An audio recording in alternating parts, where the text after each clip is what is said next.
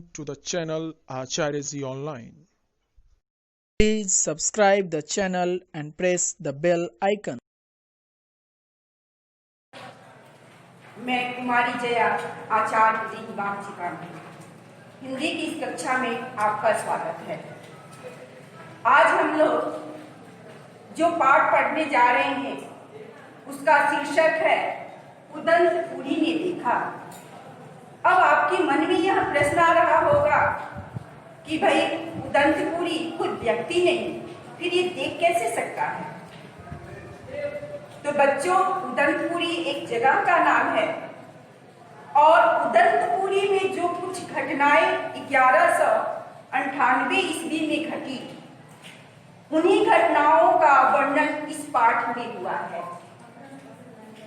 और उदंतपुरी ने यह कहानी अपनी जुबानी कही है, इसलिए इस पाठ का शीर्षक उदंतपुरी ने देखा ऐसा रखा गया है। ऐसा हम कह सकते हैं कि यह आत्मकथात्मक शैली है। अब ये आत्मकथात्मक शैली क्या है? जैसे मेरा नाम जया है, मैं अपनी कहानी खुद कह रही हूँ, मैं जया हूँ। मैं आज आपको हिंदी में एक पाठ पढ़ाने जा रही हूँ, तो इस तरह की शैली को हम आत्मकथात्मक शैली कहते हैं। अब आपको समझ में आ गई हो कि उदंतपुरी ने देखा ऐसा शीर्षक क्यों रखा। घटना 1198 ईस्वी की है। इस समय भारत पर तुर्कों का आक्रमण हो रहा था। खिलजी, मोहम्मद गोरी इत्यादि कई आक्रमणकारी भारत पे अपना कब्जा कर रहे थे और यहाँ के शासक कुछ नहीं कर पा रहे थे। उस समय बंगाल पर लक्ष्मण सेन का राज्य था। वे कृष्ण की भक्ति में लीन थे। उन्हें इस आक्रमण से कोई मतलब नहीं था। उधर मगध पर गोविंद पाल का शासन था। बौद्ध धर्म की अहिंसा नीति को अपनाकर वे सिर्फ साधना में ही जुटे रहे। उन्होंने इन आक्रमणकारियों का करारा जवाब नहीं दिया। मनेर तक, गंधार से लेकर जौनपुर तक तुर्कों का शासन कायम हो गया। इधर मनेर तक ये पहुंच चुके, लेकिन भारत के शासक उन्हें रोक नहीं सके। उधर मोहम्मद गोरी के द्वारा पृथ्वीराज चौहान की भी हार हो चुकी थी। अर्थात पूर्व पश्चिम हर तरफ तुर्कों का शासन था। यहाँ की जनता त्रस्त थी, लेकिन हमारे शासक कुछ नहीं कर पा रहे थे। अब मैं आपको उदंतपुरी की ओर ले चल रही हूँ। उदंतपुरी मगध की राजधानी थी। आज हम उदंतपुरी को बिहार शरीफ के नाम से जानते हैं। यहाँ पालवंशी राजा गोविंद पाल का शासन था। यहाँ जो नगरी है वो पंचानन नदी के तट पर बसी हुई है। इस नगर के पश्चिम में एक पर्वत है जिसे हिरण्य प्रभात पर्वत कहते हैं। हिरण्य का अर्थ होता है सोना। जब सूर्य की किरण इस पर्वत पर पड़ती है तो इसकी सुंदरता काफी मनोहारी बन पाती है, मनोरम होती है। इसी पर्वत पर भगवान बुद्ध का मंदिर बना हुआ है, जहां बौद्ध भिक्षु अर्चना करते हैं। यहाँ बौद्धों के लिए विहार भी बना हुआ है।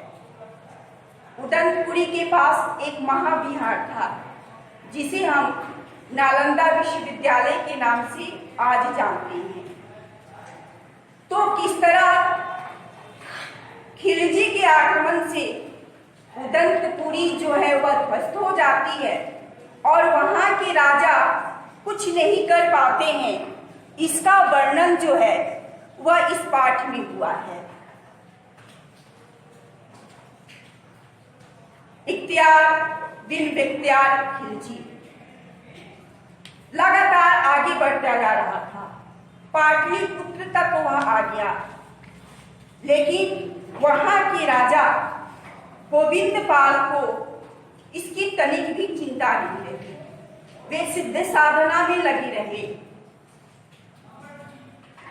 राजकुमार महेंद्र को इसकी चिंता हुई और उन्होंने पिताजी से निवेदन किया कि पिताजी, काशी और सारनाथ राख हो चुका है,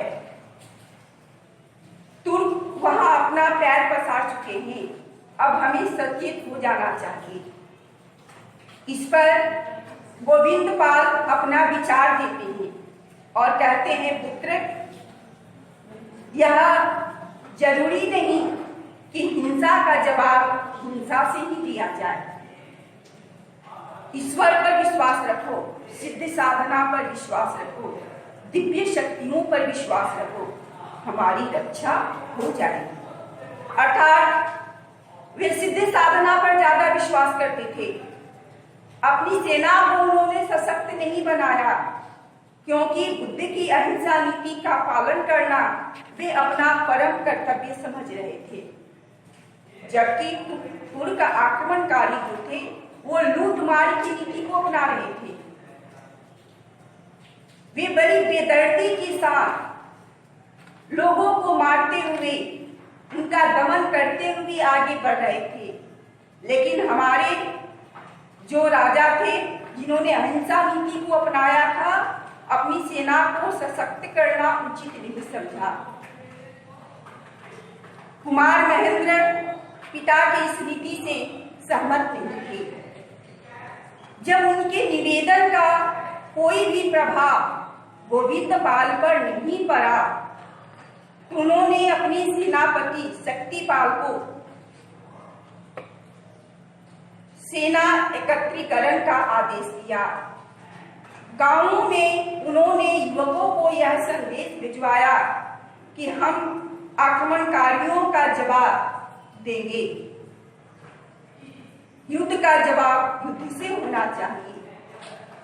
और अपने इस विचार को अपनी जनता के पास उन्होंने रखा। जनता ने भी उनके इस विचार का समर्थन किया और एक विशाल सेना तैयार हो गई। महेंद्रपाल ने अपने पिता के विचार के विपरीत तुर्क आक्रमणकारी को रोकने के लिए युद्ध की नीति को अपनाया। पर क्या उदंतपुरी की रक्षा हो सकी? क्या नालंदा विश्वविद्यालय की रक्षा हो सकी? ये हम आगे की कक्षा में जानेंगे। धन्यवाद।